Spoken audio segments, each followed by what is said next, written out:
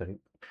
Bon, on continue toujours la voiture des potentiels et je devais parler de l'architecture que j'avais parlé récemment dans l'un de mes vidéos.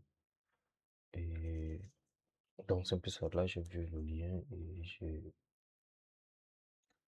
peux me regarder une vidéo pour essayer d'implémenter une partie de mon code en fonction des cycles que je vais peut-être ici. Non, c'est un peu ça.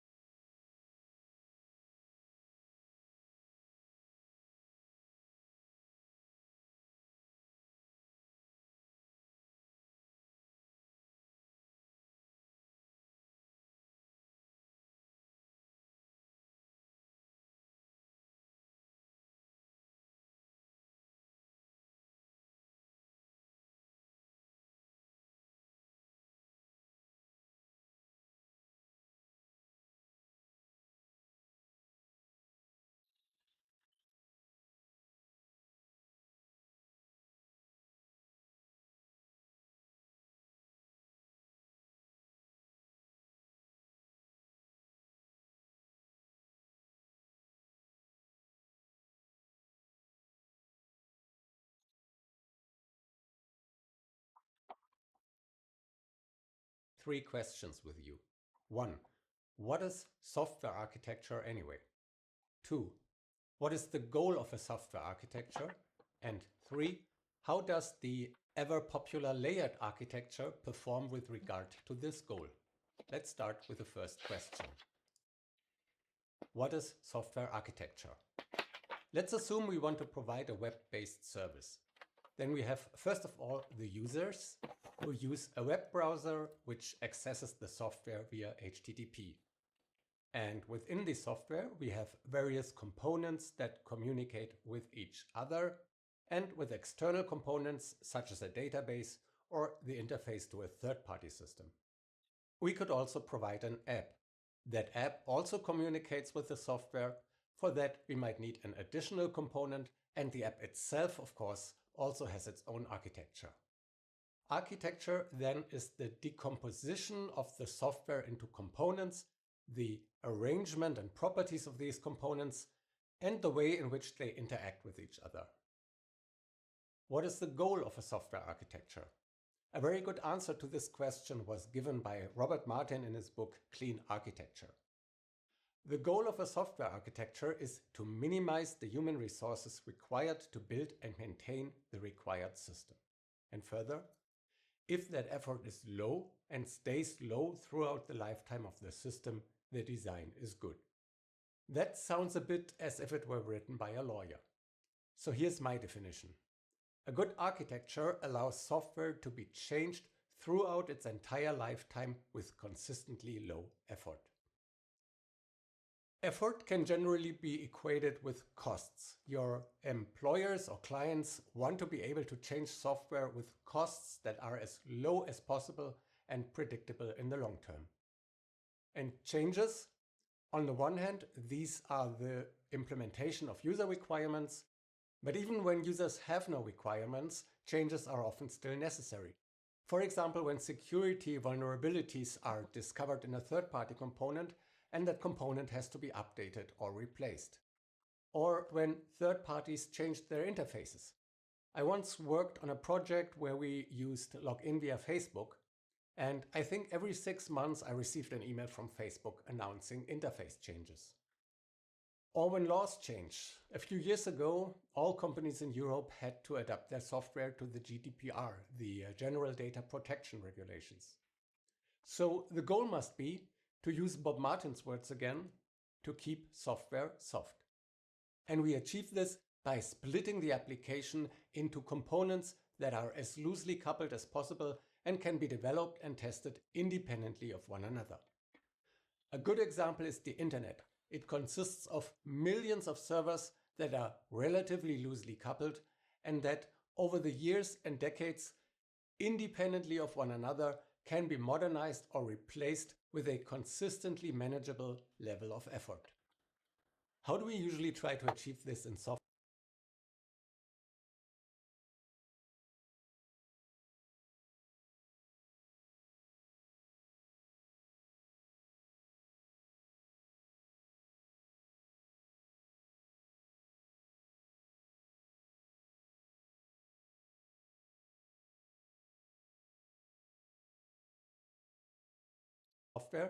With layered architecture. We all know it. We usually have the presentation layer with the user interface, the application layer with the business logic, and the persistence layer with, for example, a relational database and an OR mapper such as Hibernate. In many projects, however, this clean separation doesn't last very long. Often it starts with having to implement a feature under time pressure. And for that, we make an exception and access persistence directly from the presentation layer, bypassing the business logic. Or even directly access Hibernate. Or access Hibernate directly from the business logic. That is even allowed. It's called an open or non-strict layered architecture. And then at some point we want to extend our application. Maybe we want to integrate an external system. For that, we add a client library in the logic layer and communicate with the external system exclusively via the logic layer.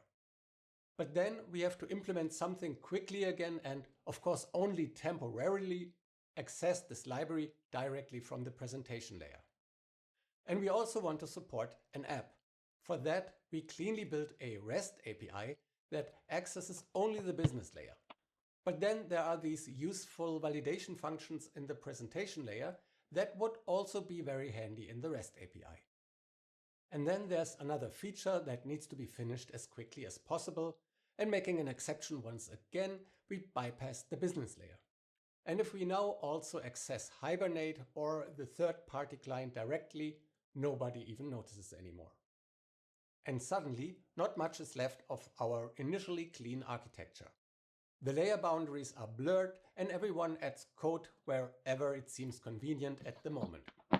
This leads to extremely high coupling, components can no longer be tested in isolation, and we suddenly need tools like PowerMock. Using PowerMock is like painting over cracks in the foundation of your house. You're hiding fundamental flaws in the architecture instead of fixing them. And at some point, the house collapses. If we now want to upgrade Hibernate to the next major version and there are API changes, we have to adapt code in all of these layers. In one of my recent projects, a very old version of Eclipse Link was used. And for exactly this reason, we couldn't update it. We would have had to adapt all layers. That would have taken weeks, so management kept deprioritizing the update. And we could never use new JPA features. We also couldn't update many other libraries because their dependencies conflicted with those of the old Eclipse Link version. Once software looks like this, it becomes far more prone to bugs, and the effort required for fixes and changes skyrockets, and with it, the costs. Of course, it doesn't have to be that way. I'm not saying that layered architecture is fundamentally bad.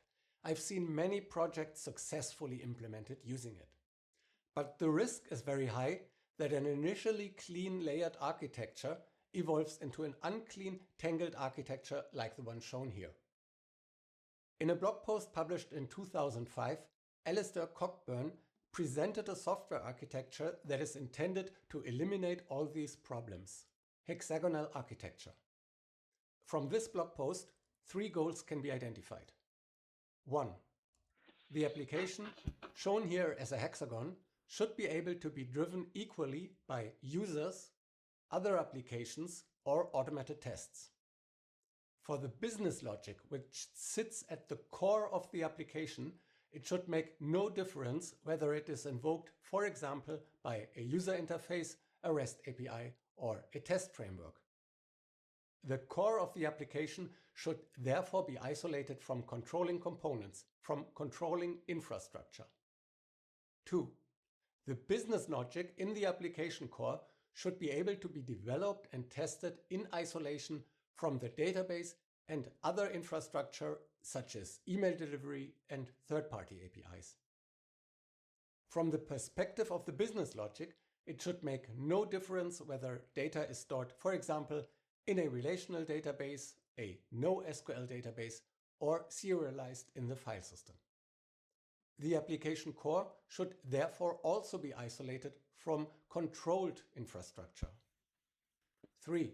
Infrastructure components should be easy to replace. For example, an update of the database or the ORM library, adapting to changed external interfaces, or a re-implementation of the user interface. Modernizing the infrastructure should therefore be possible without changes to the business logic. This is a bit like a car where you can replace the tires or switch from winter tires to summer tires without having to replace the gearbox or the engine. These are the goals. How can hexagonal architecture achieve these goals? How does it work? This hexagon represents the core of the application. The core typically contains model classes and the business logic of the application. There are no technical details here such as REST controllers or JPA repositories. This is purely domain code. And here is the infrastructure. I initially represented the infrastructure components as question marks because when we develop the business logic, we may not yet know which infrastructure components we will need. So, how can the core communicate with the outside world? The core defines interfaces, the so-called ports.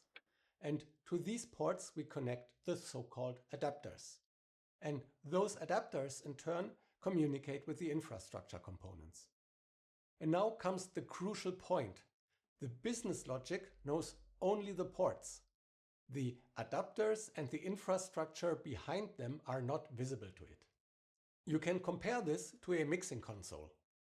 It has inputs to which you can connect, for example, a microphone, a keyboard, or an electric guitar, and it has outputs to which you can connect headphones, speakers, or a recording device.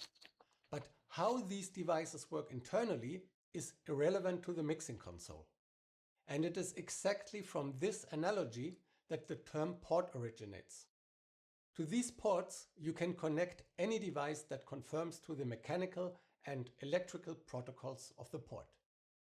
That was quite abstract so far. So next I'll show you a very concrete example.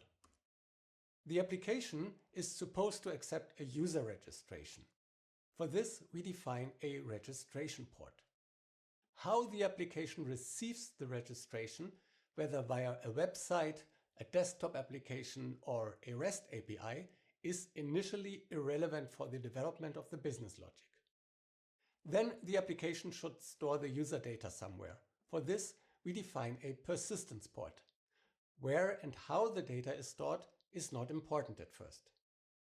And then we also want to send a welcome message. For this, we define a sending port.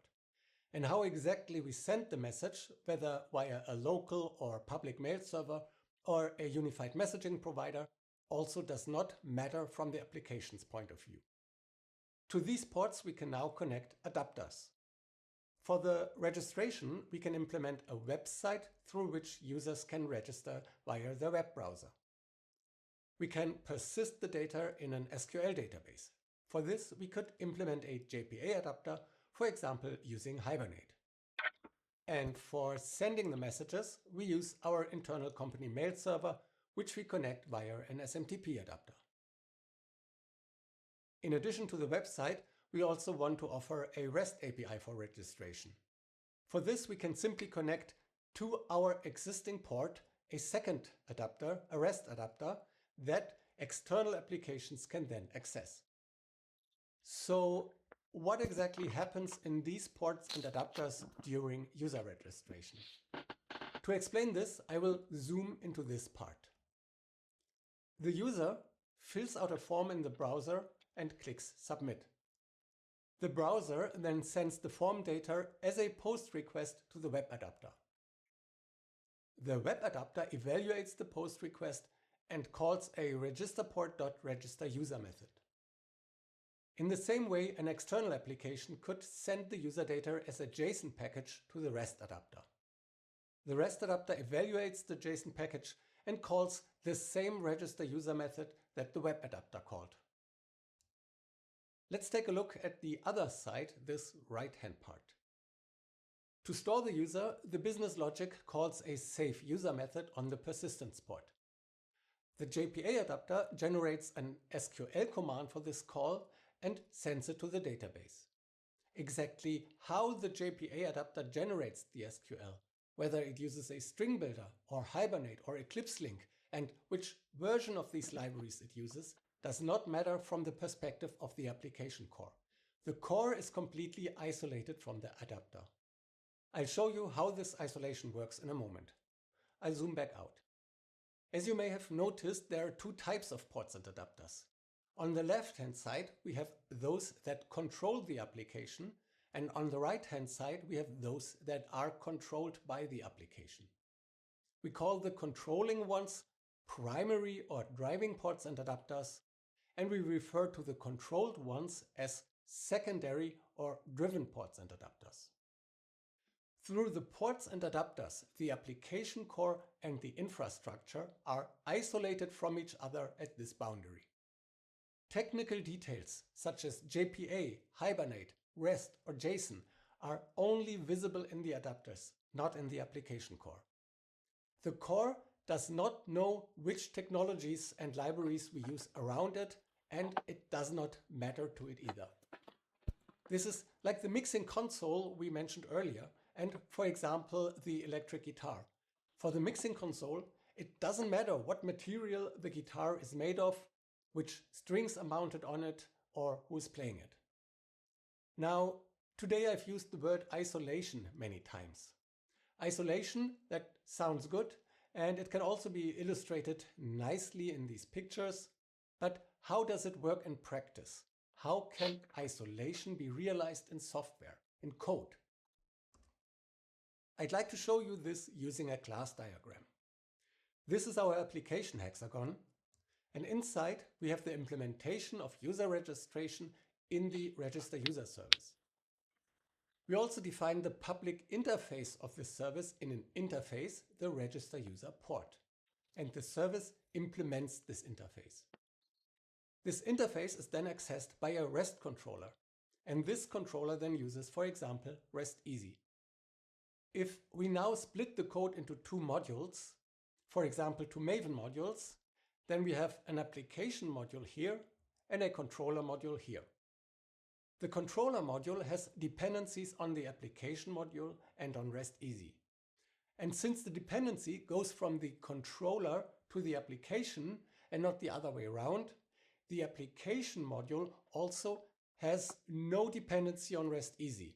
So the code in the application module knows nothing about the technology used in the controller module. On the other side, we have the JPA adapter with a dependency on Hibernate. So how can the application code in the register user service call the JPA adapter? If we set up a dependency here, then the application module would also have a transitive dependency on Hibernate, and with that, not only the application module, but also the controller module. And it's exactly this chain reaction of dependencies that we want to avoid with hexagonal architecture. We do want to, from the inside, call code out there, but we don't want a dependency in that direction. And that's why we turn the dependency around. We invert it using the dependency inversion principle, the D in Solid. And it works like this. We add another interface to the application hexagon, the persistence port. The service has a dependency on the interface, and the JPA adapter implements the interface and is connected to the service via dependency injection. As a result, the call goes from inside to outside, but the source code dependency goes from outside to inside. And this means the application core has no dependency on the JPA adapter and also no indirect dependency on Hibernate. So the core has no knowledge of any technical details. It knows neither REST Easy nor JPA or Hibernate. All these technical details exist exclusively outside the core in the adapters. All dependencies point from the outside toward the application core. This is a fundamental principle of hexagonal architecture, and it also has a name: dependency rule. The dependency rule states that all source code dependencies must be directed from the outside toward the application core. And in this way, the dependency rule is like a protective shield for the application core. It shields the core from all technical influences from the outside. Here you can see the overall architecture again. All dependencies lead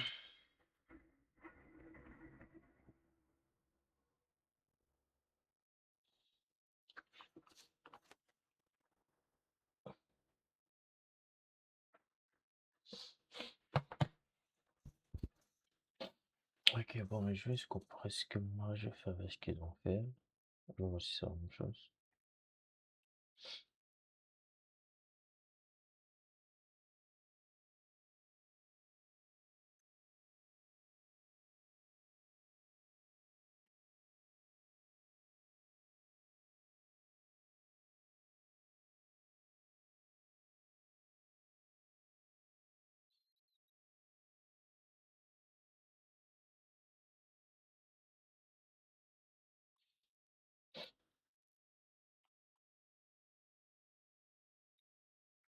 Parce que moi, personnellement, je commençais avec, je regardais, il y a le contrôleur, il y a l'output, il y a un contrôleur, il y a une fois ici. Par la suite, il y a les services. Maintenant, le contrôleur, c'est là. Et c'est un peu ça, là, j'ai les services. Et je contrôle. Là, qu'est-ce que ça fait? Là, je prends une requête. Parce que je vais essayer d'implémenter avec une notion que je fais la création de profil académique. C'est ça que je vais essayer de faire avec la notion qu'il a dit. C'était où?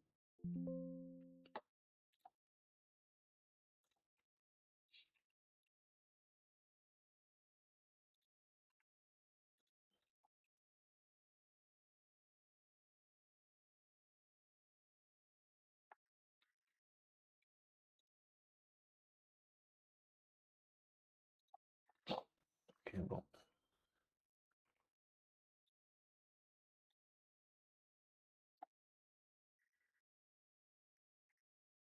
On cherche le endpoint du source. Ah, j'avais prédéfini ça quelque part, je me rappelle plus.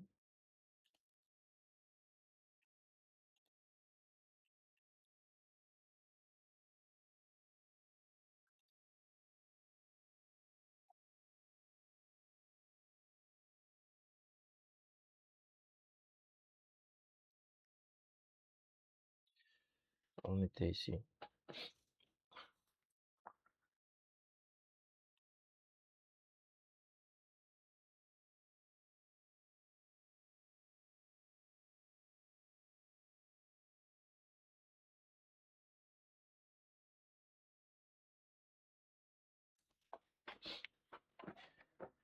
Ah, bon, ça pour les states, on va d'abord laisser parce qu'il y a un truc qui manque. Maintenant, on essaie d'implémenter le service ici. Là, c'est pour faire un get user academic info. Je sais pas, il y a un component. Parce que jusqu'à présent, je sais pas comment je vais dérouler ça.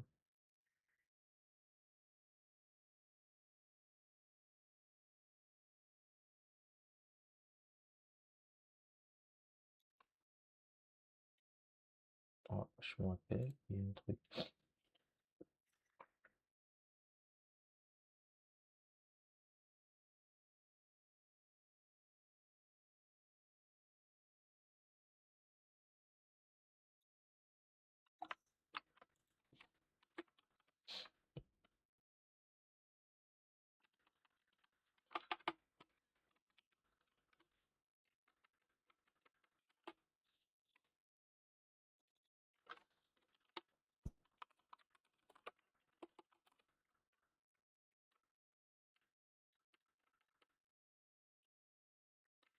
Là, j'ai pas créé, mais je l'avais créé dans un profil les autres. Ça, c'est plus pour l'admin.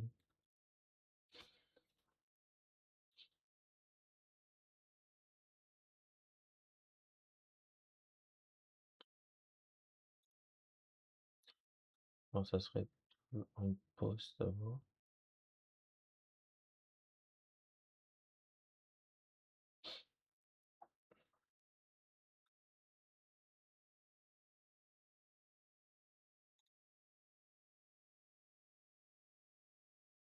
Un petit peu ça. On va essayer de faire un post pour voir.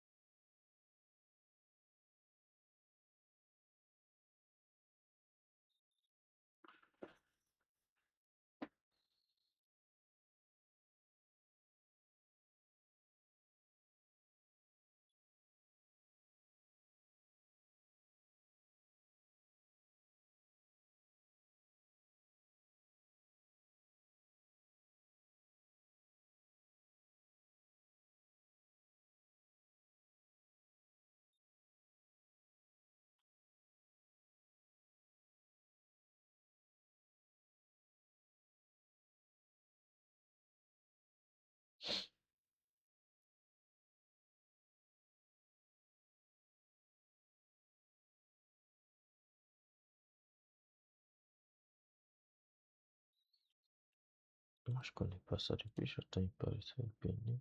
C'est quoi? Modern.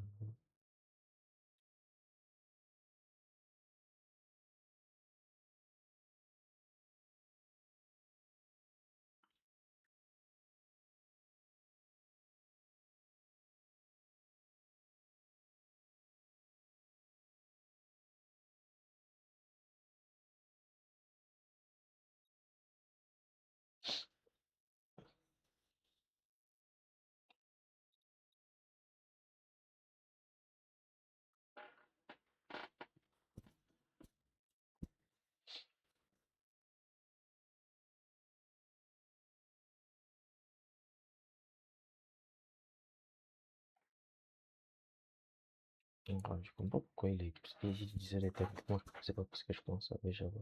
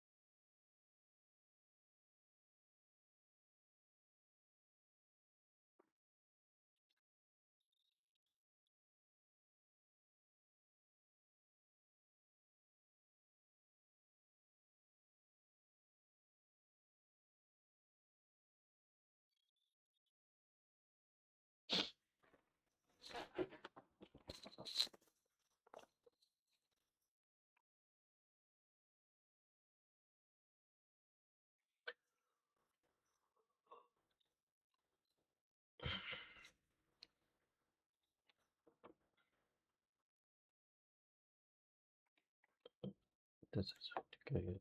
Da.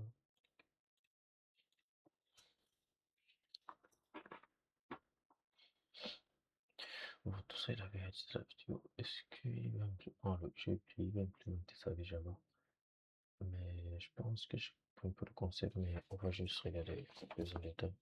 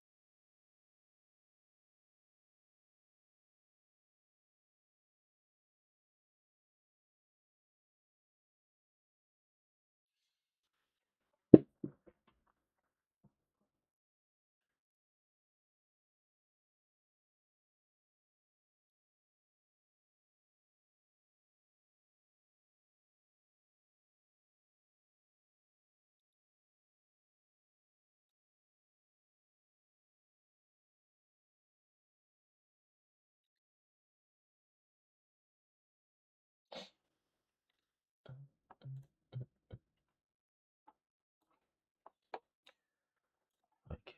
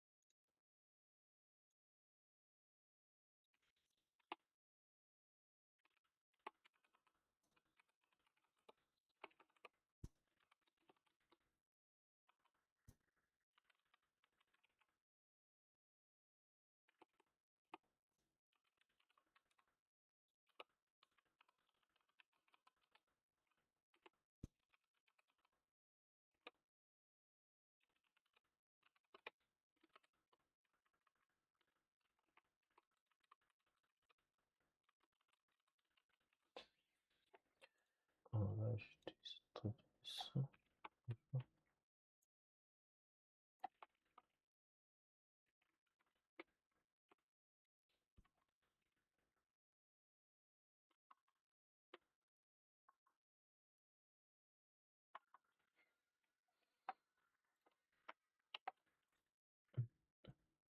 On va scanner, on scanne dans l'article aussi, ça avait Python. Ça avait machin. Euh, Java.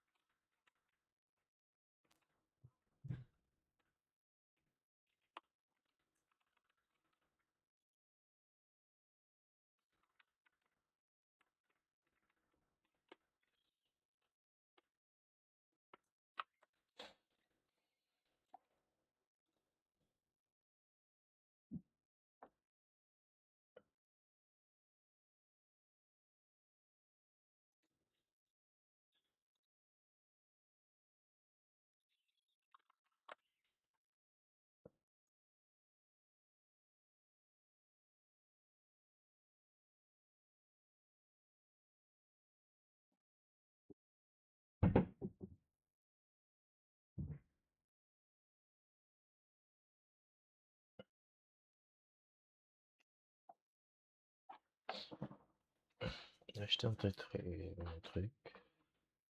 C'est ce que j'ai fait aujourd'hui. Je fais toujours comme ça, je peux documenter le passage. Non, c'est ça. Je tente de workflow et je vois comment je pourrais faire ça ici, mais là, et l'implémenter avec.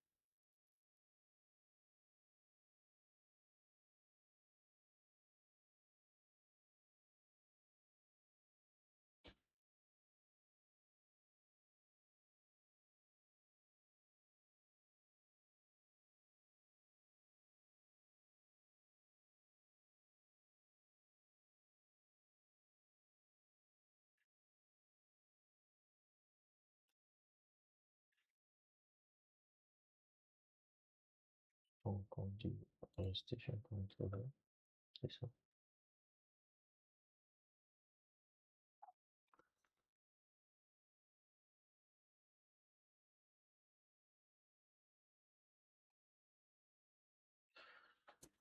C'est ici que je marque quelque chose, mais je pense que je sais pas s'il y a un truc.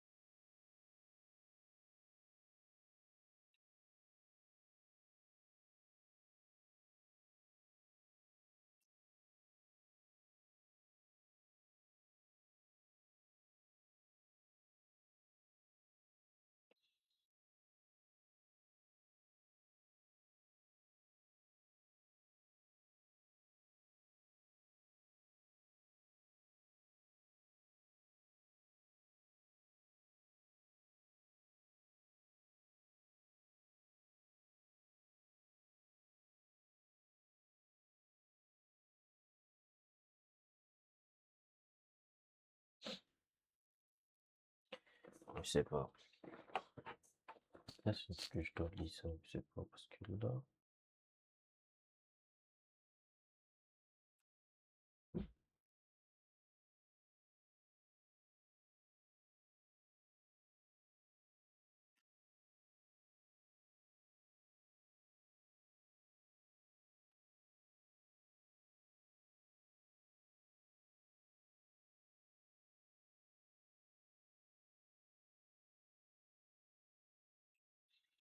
ouais, ça, je vais essayer d'implémenter au futur, mais disons que pour l'instant, je sais pas les thèmes, je me dis les thèmes sont pas les mêmes que j'utilise. Je sais pas trop. Mais en gros, c'est là serait root, ça serait endpoint. Et sinon, on veut créer quoi? Comme j'ai dit, nous on veut créer ça. Pour la vidéo, on va juste faire post académique info. C'est ça qu'on va faire aujourd'hui. Et qu'est-ce que l'on veut? On veut faire une info, on va faire académique.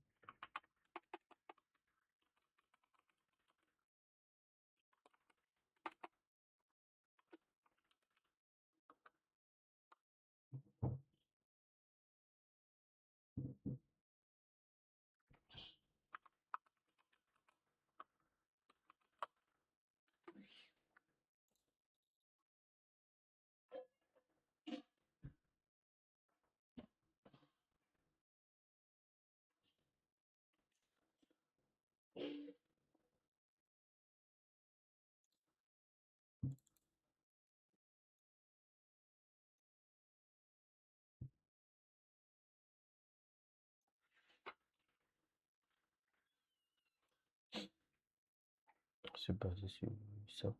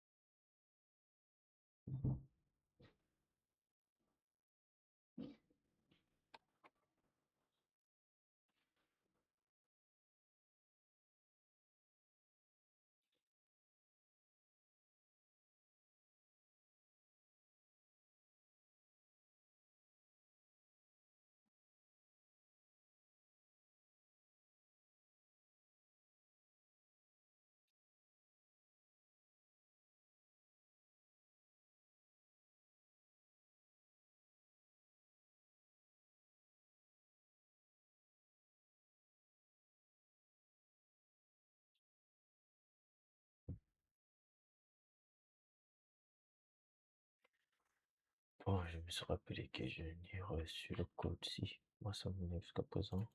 Parce que ça présent, je ne sais pas comment je pourrais. Comment je pourrais prendre la session middleware ici pour récupérer le user connecté. C'est pas, ça ne fonctionne pas. Ça m'énerve. Donc, c'est ça le problème. Je vais faire une. Je sais pas comment je fais. Parce que pour avoir Profile ID, il faut avoir la personne qui est connectée pour pouvoir récupérer son profil et aussi. Je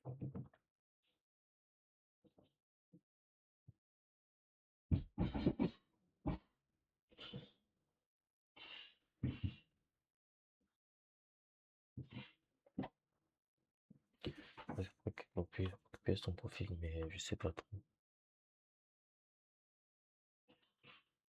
Possession, regarde. Hexagonal, comme il a expliqué.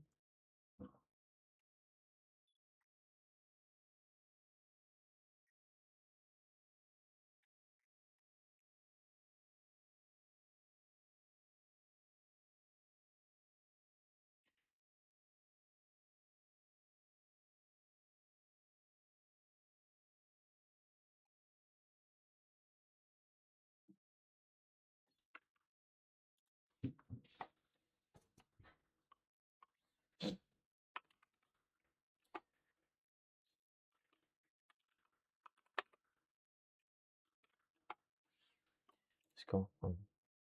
Je sais pas. Je sais pas si je dois utiliser le middleware pour l'instant. Non.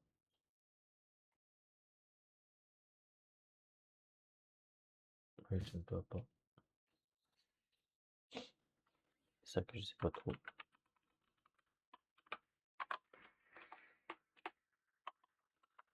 Non, pour l'instant, ouais, je mets ça. Ouais, je vais mettre ça comme ça. Et aussi, ça. Et non, je te pas de ça.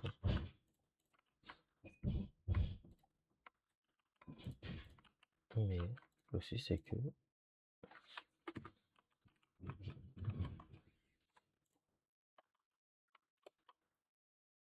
on va juste prendre. Aussi, c'est que le souci, c'est que avec Code Middleware, si le middleware que j'ai implémenté, je sais pas, j'ai toujours une erreur lorsque je veux récupérer la personne qui est connectée, ça me dit invalid session. Je sais pas, peut-être je vais tester en prod pour voir si c'est parce que je testais sur Mayday, donc ça doit pas être que problème. Alors, on sait juste ça. Là, ça serait le root. Et puis, on va exporter le root. Là, ça c'est ça, on va regarder ça après. Alors, le middleware, si c'est un truc que je dois vraiment rechercher, ça c'est juste pour handle si les erreurs. Donc, par la suite, là, c'est le root juste pour modifier pour chaque route, tu vas faire ça. Mais maintenant, qu'est-ce que l'on a besoin encore? On a besoin d'un contrôleur.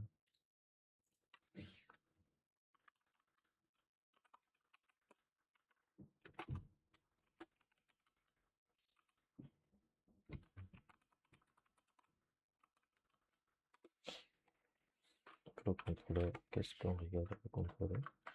Dans le contrôleur, pareil, ici, on a besoin de l'extension de la requête, on a besoin de service, mais on n'a pas encore créé le service. Donc, c'est ça.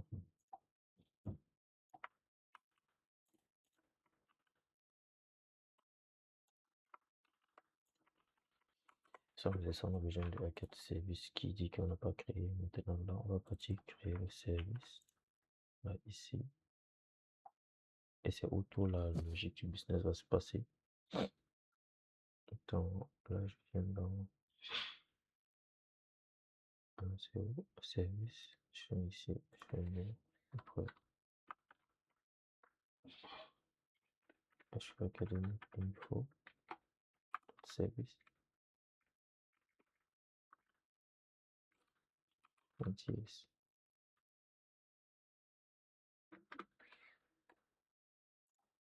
Et pour le service, c'est quoi? Le service, c'est juste la liste de fonctions qui serait connectée avec l'infra qu'on n'a pas créé. Pour l'instant, on va juste régler ce problème. On a ça. On va faire une close. Ici, on va faire export.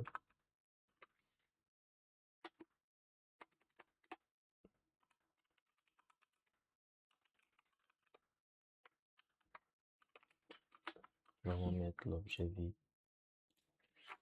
Et maintenant, ici, ça va faire l'appel à l'infra. Donc, ici, on va faire import. Ici, on va faire import. On a pris l'appel l'infra, c'est server.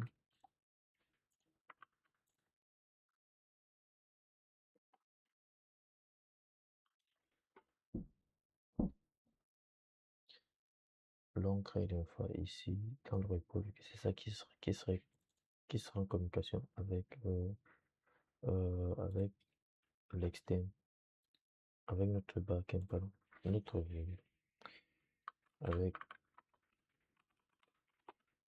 notre DB, pardon. Donc, on se fait un peu ça comme ça.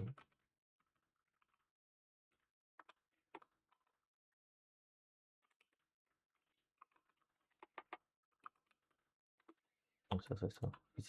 Ici, ça serait comme que ça avec notre backend. Alors, si on veut ici, on a besoin de ça. Les deux ici. Là, c'est dans l'infra. L'infra, ça c'est la communication infrastructure. Donc, ça serait soit la communication, ce sont les communications qui se font avec les trucs, peut-être partie. Comment est-ce qu'on appelle? C'est pas trop le nom, mais c'est un peu, en gros, c'est un peu ça.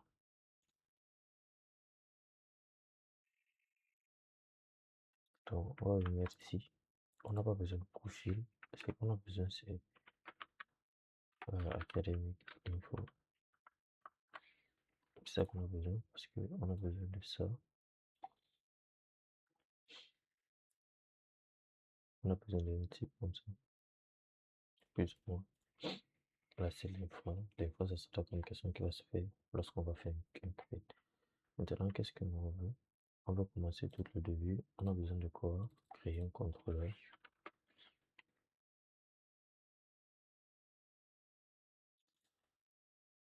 On a besoin de créer un contrôleur. Ici, on va créer un contrôleur avec un nom secret academy info.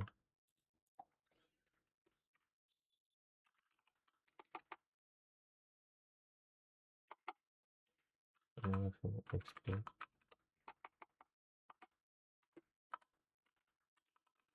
Les comptes, les queues. Ah non, c'est pas ça. On va faire un nom de queue. Là, ça serait aussi. Ici, qu'on va créer.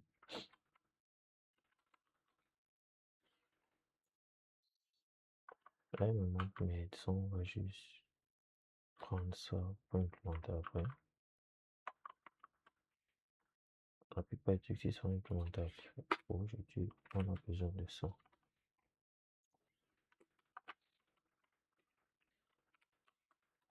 On a besoin de create. Maintenant, dans create, qu'est-ce que ça fait dans create? Ça nous envoie les données. Et maintenant, pour nous envoyer les données, on doit valider. C'est la raison pour laquelle on a notre validator.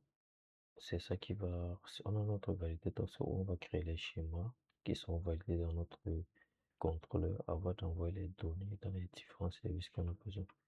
Maintenant, ici, qu'est-ce qu'on a besoin? On a besoin de Academy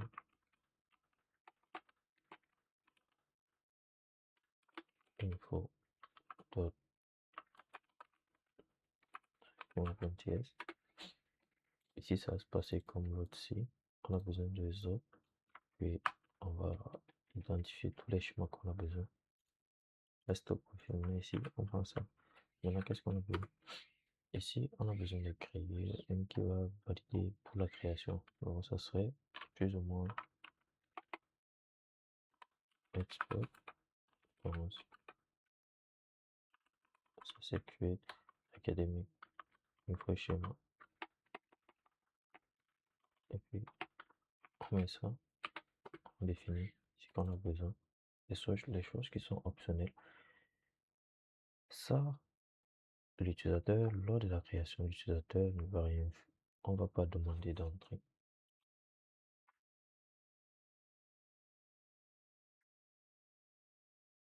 Ce que l'on a besoin, c'est profil ID. Ça serait créé automatiquement par défaut. On a besoin de plus de ça.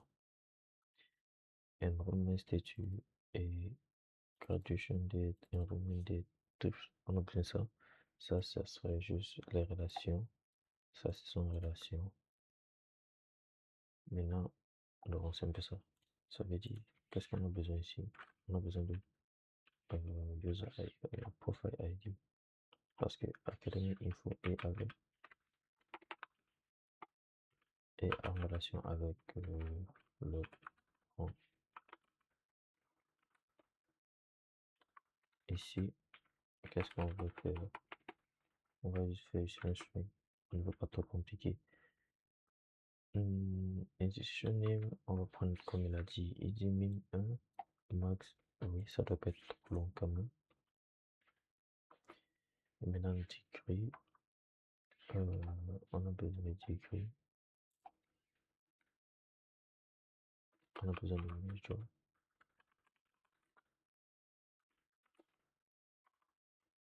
Et par la suite, on a besoin de semester.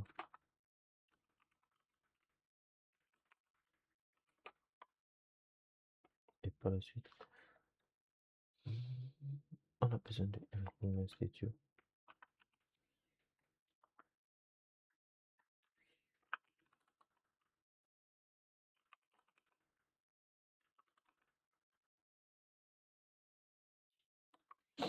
Bon, enrollment statut. Si on regarde ici, enrollment statut, c'est ça. Donc, ça serait soit full time, soit part time, soit là, ça serait suspended, soit suspended. Donc, ça serait ça. Vu que c'est un nom, ça doit respecter le texte.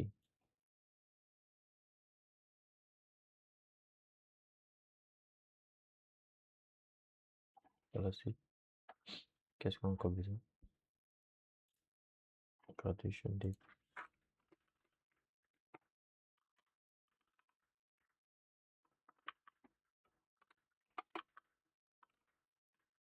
Là, c'est si tu connais. Si tu ne connais pas, tu n'es pas obligé de mettre. Graduation date, ça sera juste un date et c'est optionnel.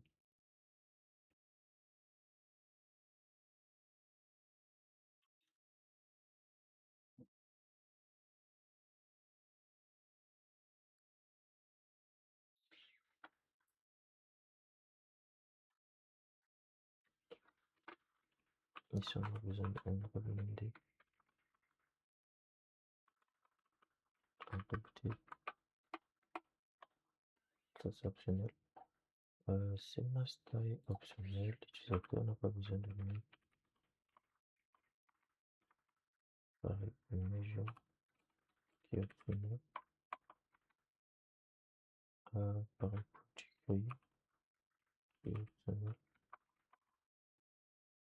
Et pareil pour edition date qui est optionnel. Tu n'es pas obligé de remplir, mais ce que tu seras obligé de remplir, ça serait Enrollment Institute. La suite, qu'est-ce qu'on a besoin? Tout ça, ils sont en relation. Par défaut, lors de la création, ça serait vite pour la première fois. Et qu'est-ce qu'on a besoin? Donc, c'est quasiment ça.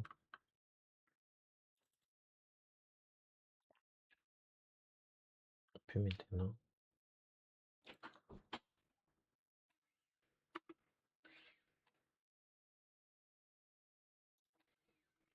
ici, on a besoin de valider. Donc, ça, on va prendre ça. On initie. On fait une pop de ça. Et là. Maintenant, qu'est-ce qu'on fait? On doit valider. Et avant de valider, on doit récupérer les champs que l'utilisateur entre.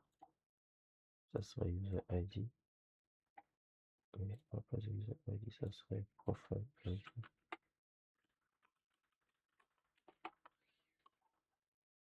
On a besoin de institution degree. Ouais, je vais mettre ça ici.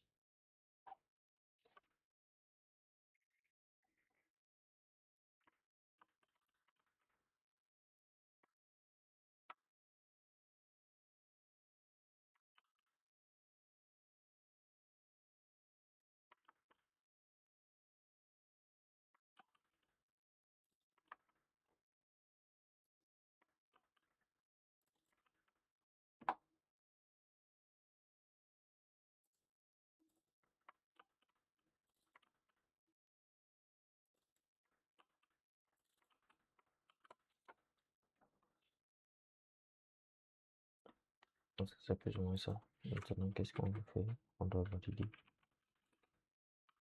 Quelqu'un commence de data. Pour valider, on a besoin de valider. Et on a besoin d'entrer des informations qui sont soit optionnelles, soit facultatives.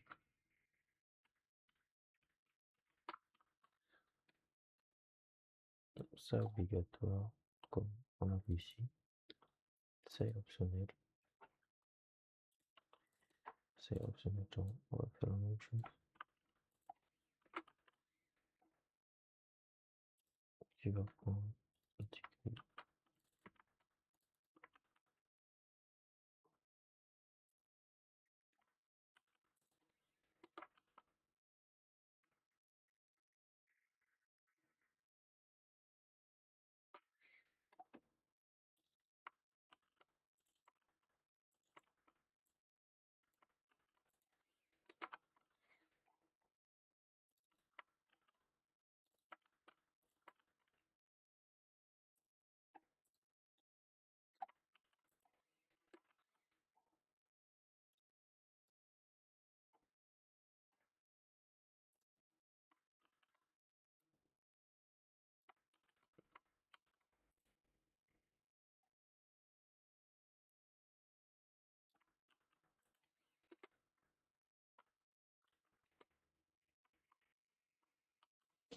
C'est bon.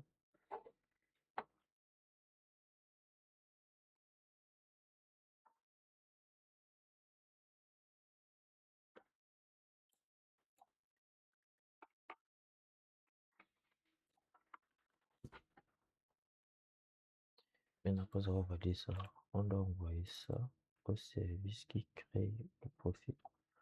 Vu qu'on a mis ça, ici on a le service, on va faire une conse.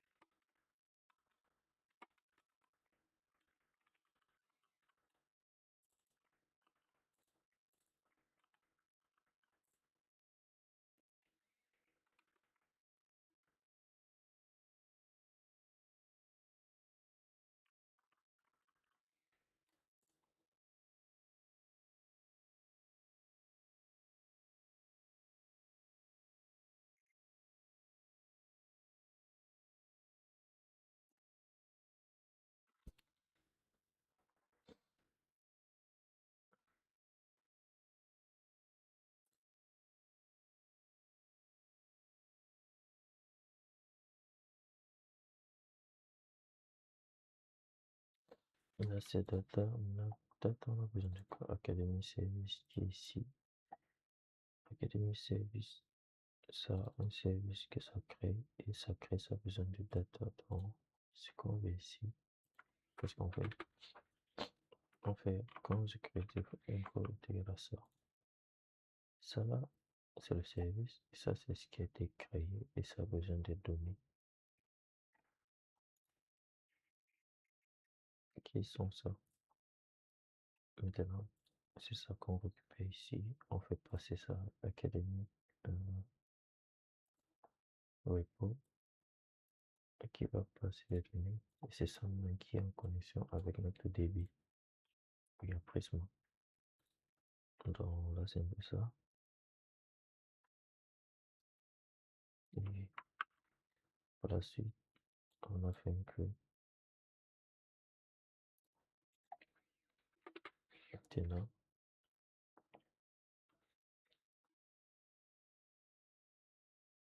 c'est toujours le truc que je dis. Bon, est-ce que je dois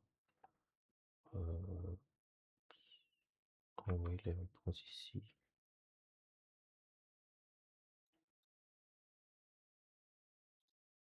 Non, j'ai besoin de ça.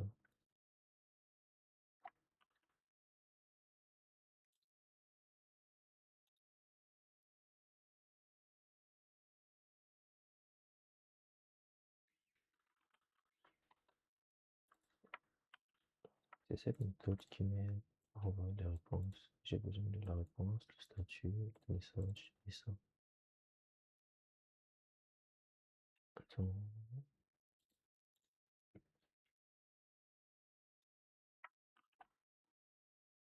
Je viens ici, je fais inviter, j'ai besoin de la réponse, j'ai besoin du code, et j'ai besoin, c'est ça. Si on a pu créer des données, on doit return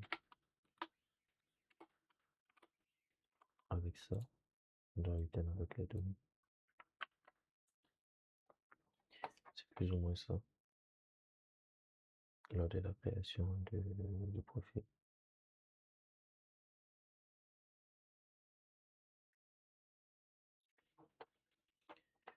Mais alors, un truc, ça serait passé par moi, section me pose, est-ce que je mets un middleware ici, et pour gérer ça comme ça, je récupère parce que mon middleware, qu'est-ce que ça fait? Mon middleware récupère la session actuelle, ça récupère, ça cherche et ça récupère les données.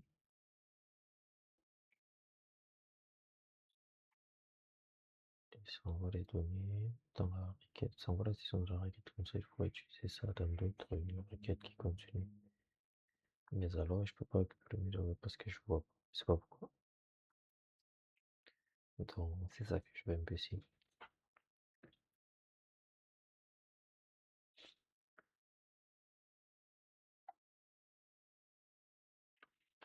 Donc, ça serait la prochaine recherche que je dois faire. Comment je peux faire pour récupérer la session parce que là, j'ai une erreur. J'ai toujours une erreur. Je sais pas pourquoi. Je sais pas trop, mais on va juste voir ça.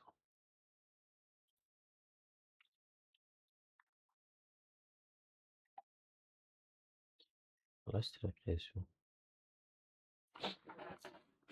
Et après, le but c'est facile parce que l'implémentation a été faite depuis, la réflexion a été faite depuis. Parce que à ma live précédent, j'avais déjà géré ça sans problème. Pourquoi? Parce que je n'avais pas la bonne implémentation. Mais ma gestion avait bien donné. Bon, ça n'avait pas bien donné. J'avais pris le temps de comprendre comment tout fonctionne. Comme ça, l'implémentation des autres features serait simple. Et c'est ça qui est not simple parce que tu as besoin de quoi? Tu as besoin de service, tu as besoin de routeur qui est là, et route, tu as besoin de contrôleur qui va récupérer les requests et ça va envoyer les réponses. Les réponses, c'est ça ici. Je pense que je vais renommer ça à send SCP response.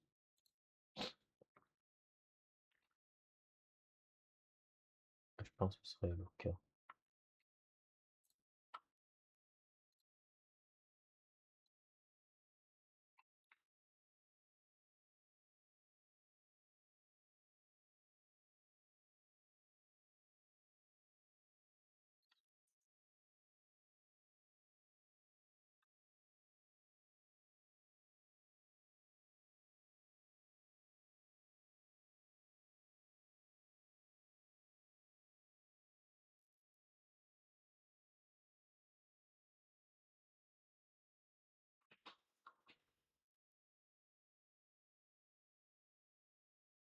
Je viens de voir une faille, ça.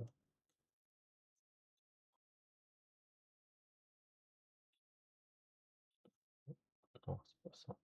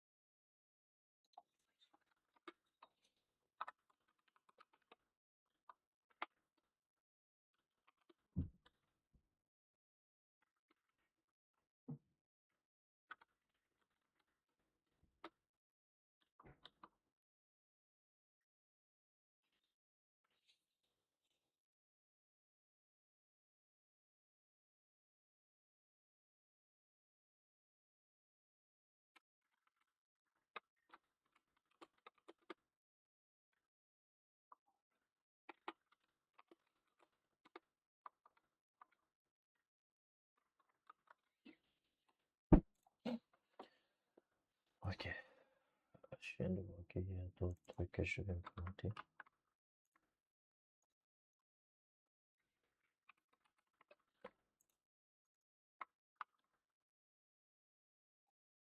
On va mettre ça là.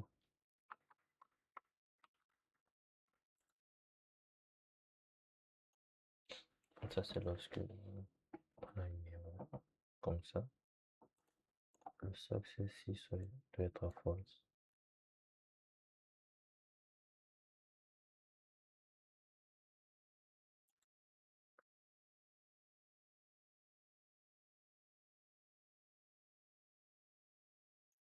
C'est plus ou moins ça. Parce que j'avais pas remarqué que j'ai envoyé success même quand il y avait une erreur. Alors ça, c'est plus ou moins ça. Donc en gros, c'est on a le routeur, on a le contrôleur et on a le service, on a le middleware et on a la validation pour les données qu'on récupère. On doit valider en fonction d'un schéma prédéfini. Et c'est ça ici, comme j'ai montré. Et puis maintenant, on a la connexion à l'externe. Là, ça se passe dans le dossier infrastructure. Là, ça c'est plus pour la connexion à DB. Maintenant, je peux avoir les trucs externes, c'est-à-dire connexion peut-être pour envoyer un courriel. Il me faut une connexion. Donc, je t'envoie les données, tu envoies le courriel. Et j'ai pas besoin, ma logique du business n'a pas besoin d'être en relation avec le là directement. Moi, j'ai pas besoin d'implémenter cela. C'est juste en mode, je prends les données, je donne à mon service, il va dispatch comme il peut. Donc, mais pour l'instant, mes services sont un peu simples, c'est-à-dire les services font quasiment un seul truc, ça prend les données, ça crée. Donc, c'est un peu ça. Si, si ça rencontre une erreur, mon serveur, globalement, gère les erreurs automatiquement avec error handler. Parce que là, si on regarde, il y a eu ça gère toutes les erreurs, tout type d'erreurs. Présentement, j'ai juste l'autre qui est global, j'ai ça et j'ai ça. Donc, il y a plein d'autres trucs. Mais là, c'est juste pour le middleware qui gère ceci automatiquement. Donc, tous les erreurs qui sont rencontrées dans les routes-ci seront gérées avec l'erreur-ci.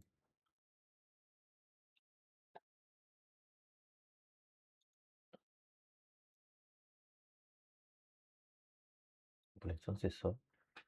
On a créé notre service. On utilise notre contrôleur.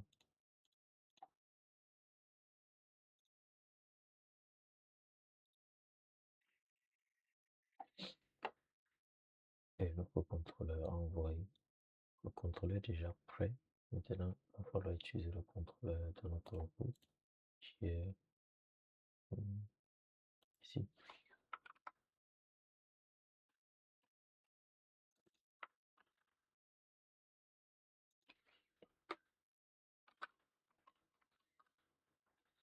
On va import.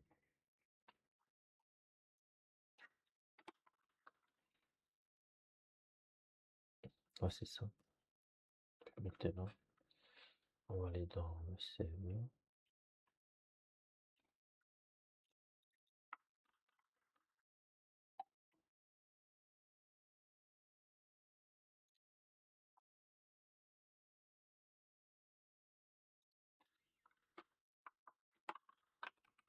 On fait import. On met ça. Maintenant, on va plus prendre la même chose.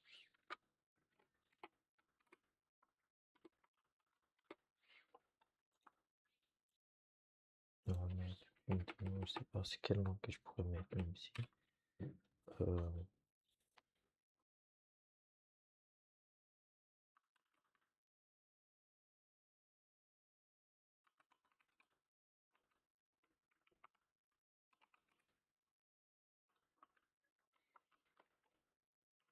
Ça c'est plus ou moins ça, notre route. Comme ça, on vient ici. On va prendre ça. Je vais prendre le mauvais.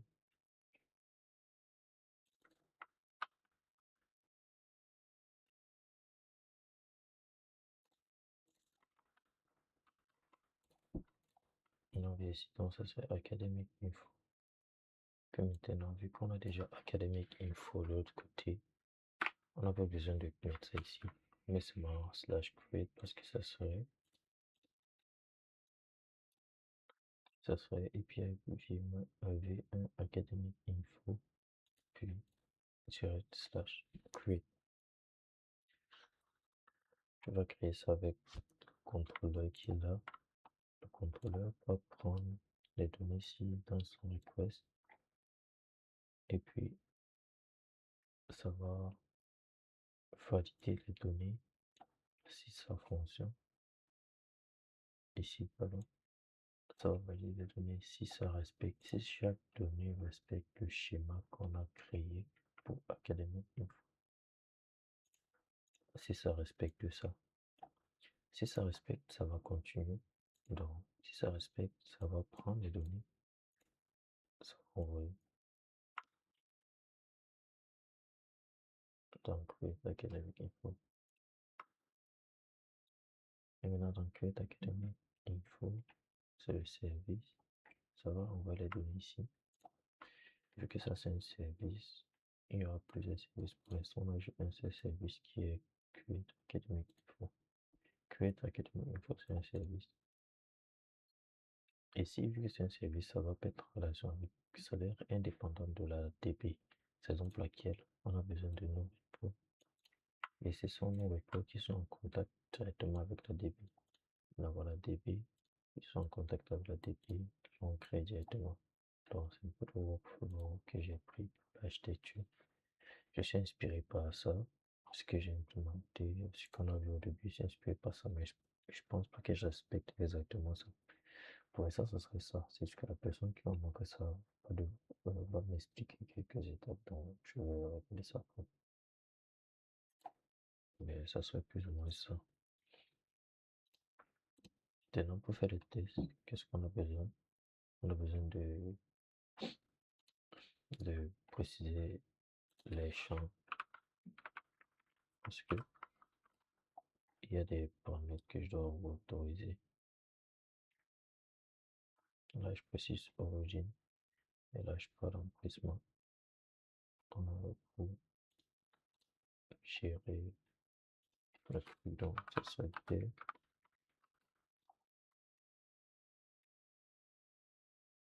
Et puis, on part dans le schéma.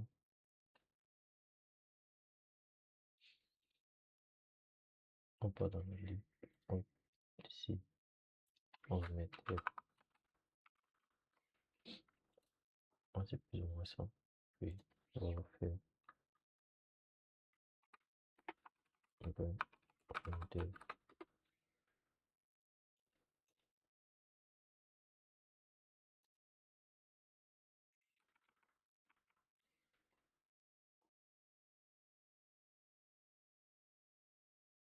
alors là, notre problème, on va prendre Postman.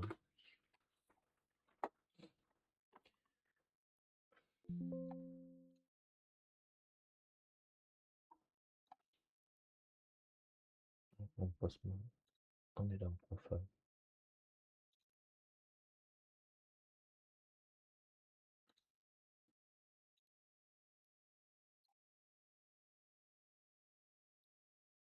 Non, qu'est-ce que je fais de bon? On a besoin de créer un nouveau dossier. Ça serait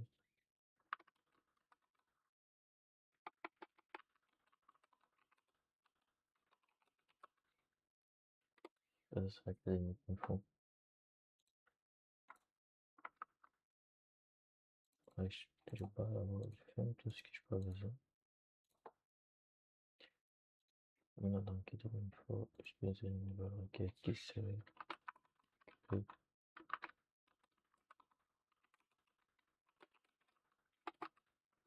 Academic Info. Là, c'est une pause. Puis, on va juste mettre PS. Puis, on va venir là, on va mettre le code que j'ai mis.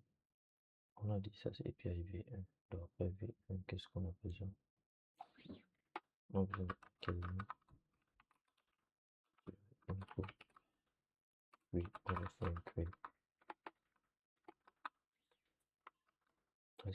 ça. Dans body, on a besoin des données.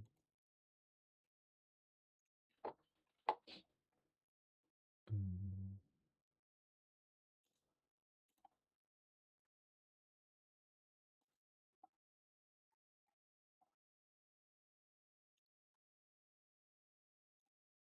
ok.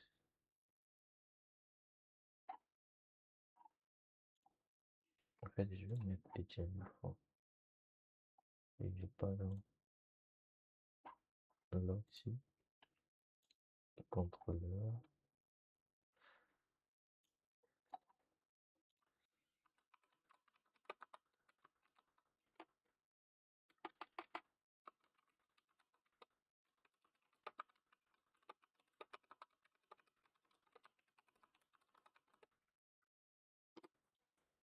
Non, c'est ça. Il va appeler ça là-bas.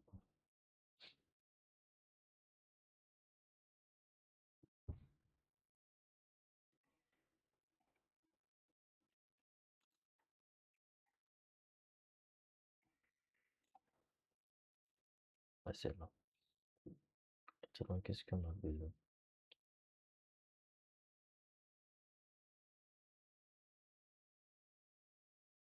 On va juste prendre ça.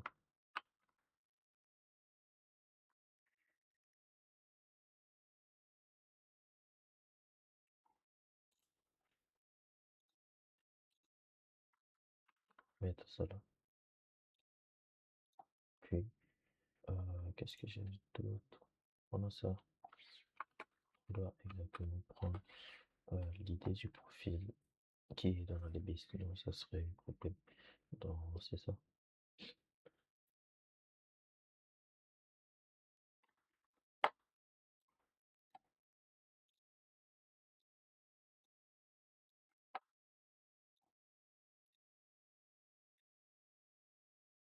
On parle de profil et une personne avec mais on veut l'idée du profil, pas l'idée de l'utilisateur, parce que l'utilisateur, c'est pas ça qui est en relation avec la DB. Avec Academic Influence, c'est ça.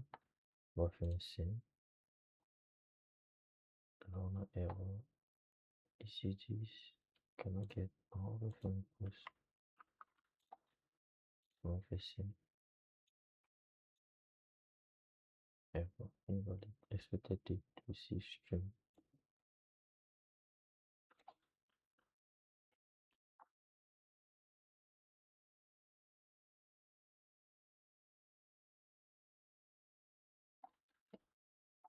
Bon. Là, c'est notre validateur. Là, on parle de notre validateur. On sait qu'ici, c'est D. C'est pas sur quel type de date qu'il veut.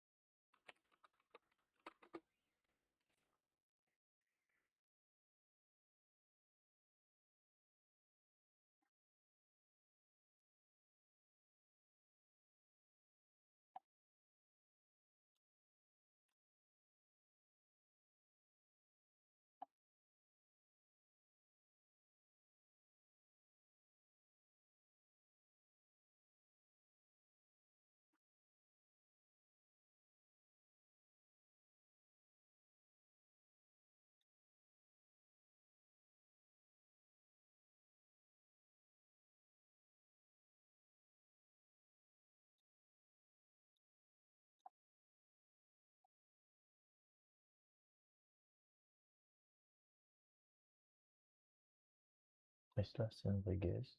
Un regex qu'il utilise.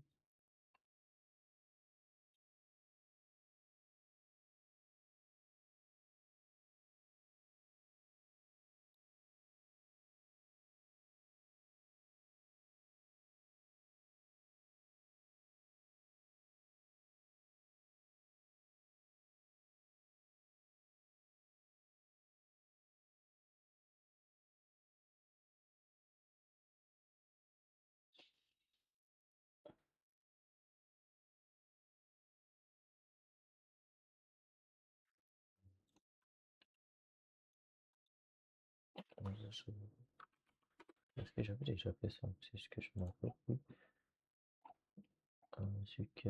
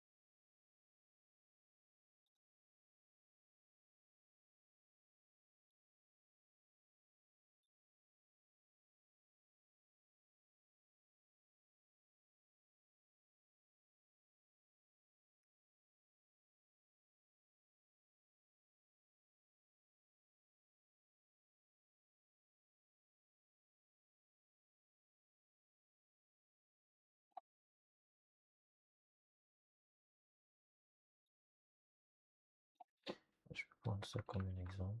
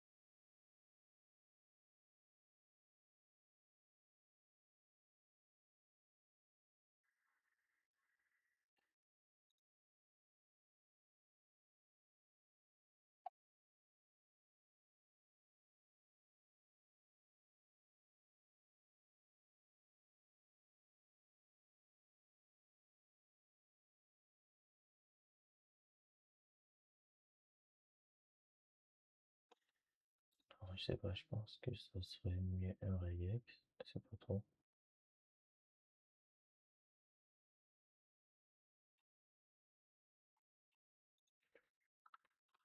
C'est dit de temps. Est-ce que c'est de temps existe?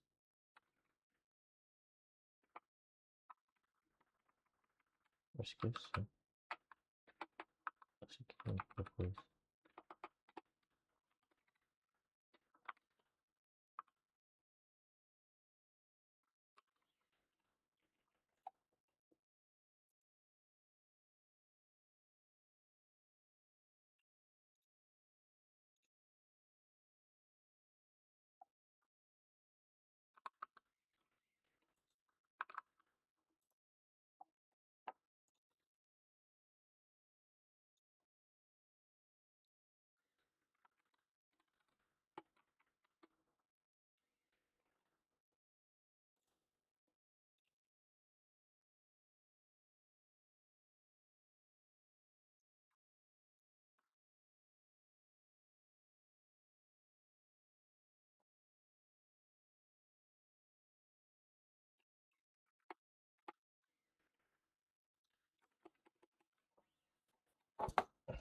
C'est bizarre que dans les documentations, ils mettent ça dans.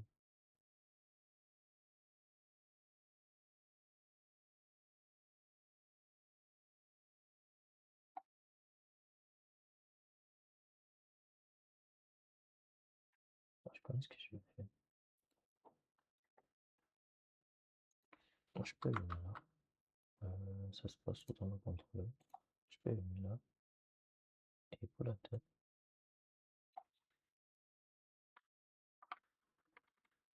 Venue des...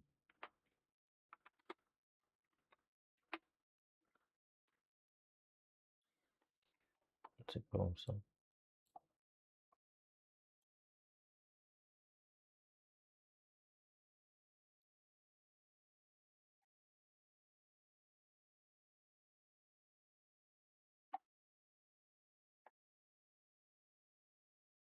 Là, je transforme la date ici.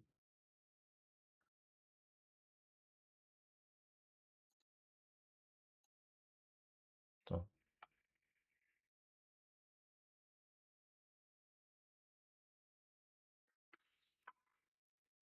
Si je mets la fonction qui dit.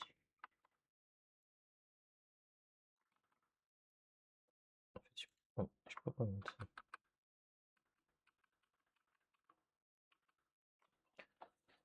Parce que là, je dois transformer cette date.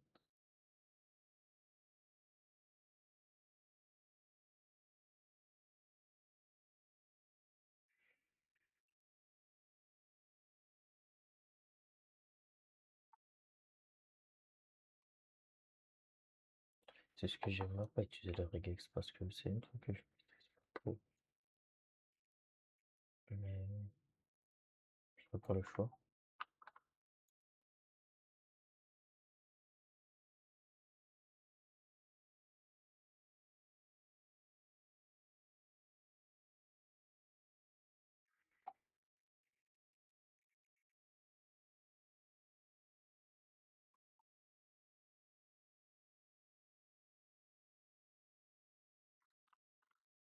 Sinon, je n'ai pas le choix. C'est possible.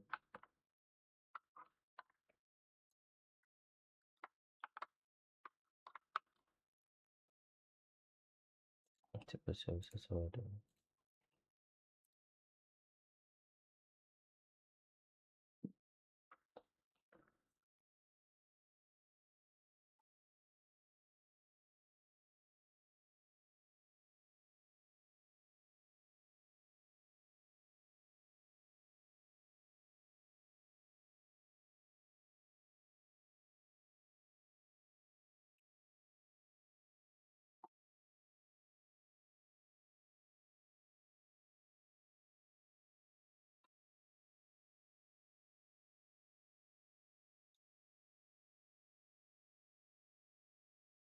Ok, je le pose.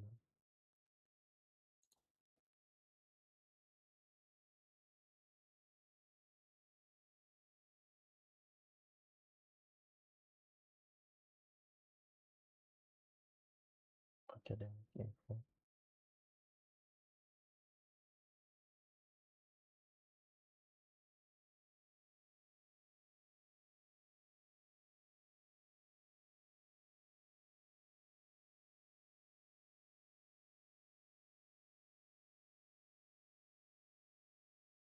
Oh, c'est bien.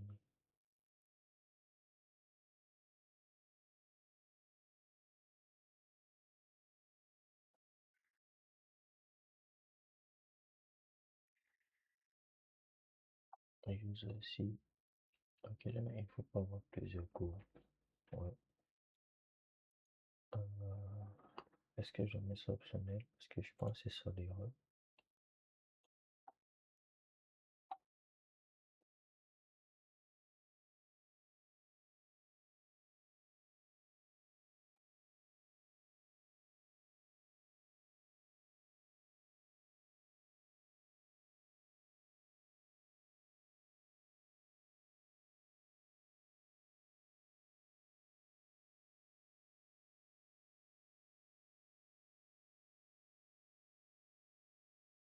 On met argument additional. Ah, c'est bon.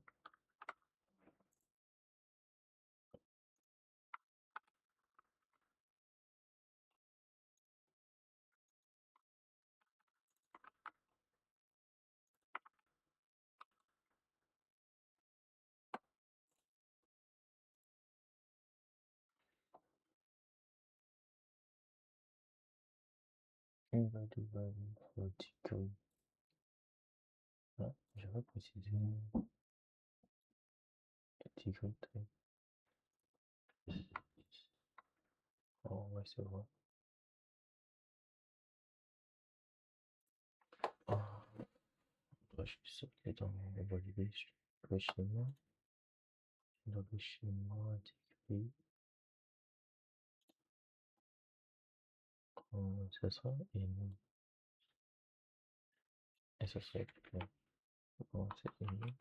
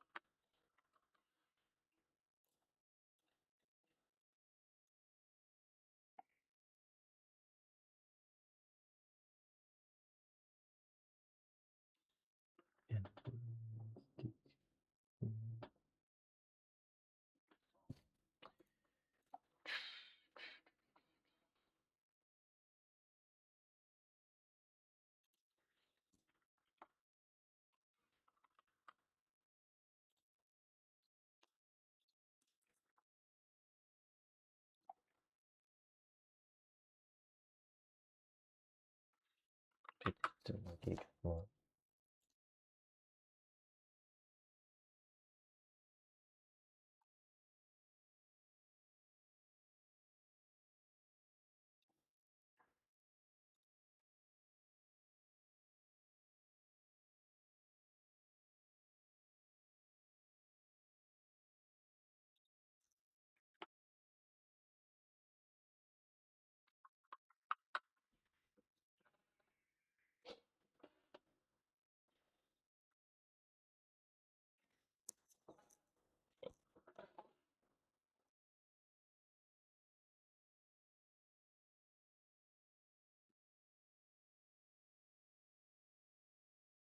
Ah, je pense que lorsque je vais récupérer la date que j'attends, je dois formater ça.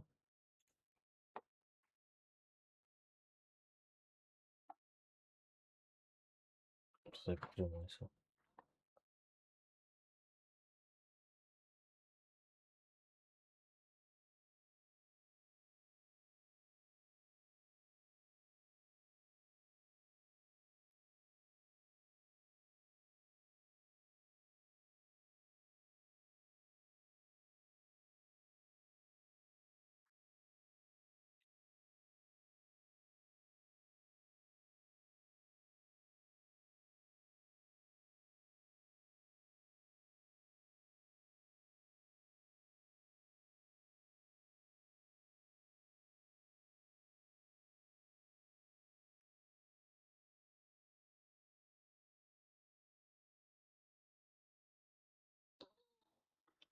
Attends, je sais pas, je pense que ça serait le formatage.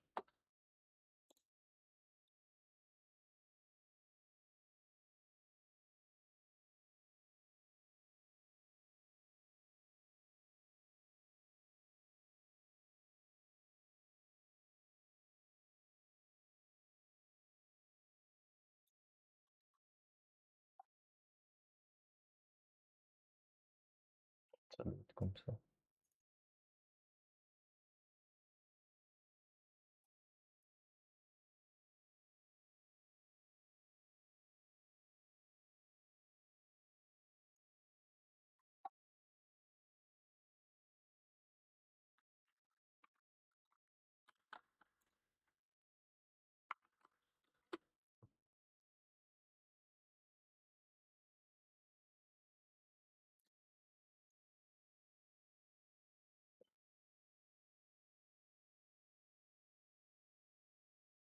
Ouais, je pense que ce serait tout. On va juste continuer ça la prochaine fois. Mais c'est ça qui manque.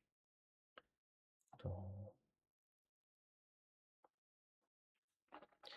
Donc c'était un peu ça. J'essaie présentement, c'est sur cette astuce que c'est dans plus ou moins on va avancer petit à petit. Oui. On se dit à la prochaine.